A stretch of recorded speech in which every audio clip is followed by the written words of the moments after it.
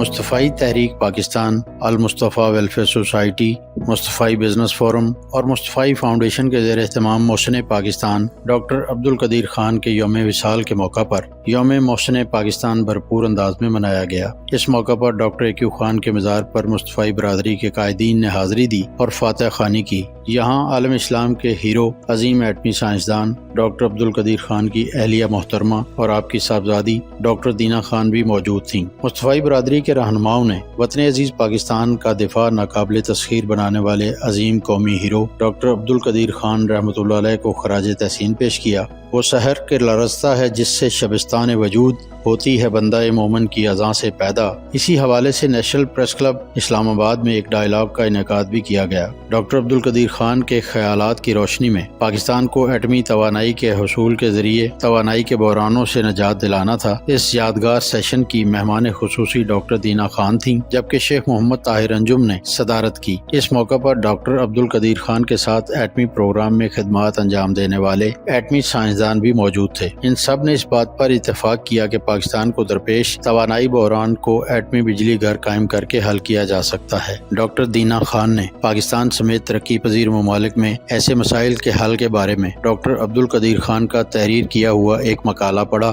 تقریب میں موجود تمام سائنسدانوں نے اپنی آراء پیش کی اور مسائل کا صائب حل بھی تجویز کیا۔ ڈائیلاگ میں شریک تمام شرکاء نے ملک و ملت کو درپیش توانائی کے چیلنجز حل کرنے کے لیے اہم ترین ڈائیلاگ کروانے پر مصطفی بزنس فورم کے سربراہ شیخ محمد طاہر انجم، مصطفی تحریک پاکستان کے امیر غلام مرتضیٰ سعیدی، مصطفی فاؤنڈیشن کے چیئرمین اسلم الوری، پیاس گروپ آف کالجز کے principal professor doctor Shahzad Ahmad Bhatti, doctor Hamza Mustafa اور خواجہ صفدر امین کو دل کی گہرائیوں سے خراج تحسین پیش کیا۔ شیخ محمد طاہر انجم نے مصطفی برادری کی جانب سے محسن پاکستان کو ٹریبیوٹ پیش کرتے ہوئے سلام محافظ پاکستان کے عنوان سے پوسٹر بھی شائع کیا ہے۔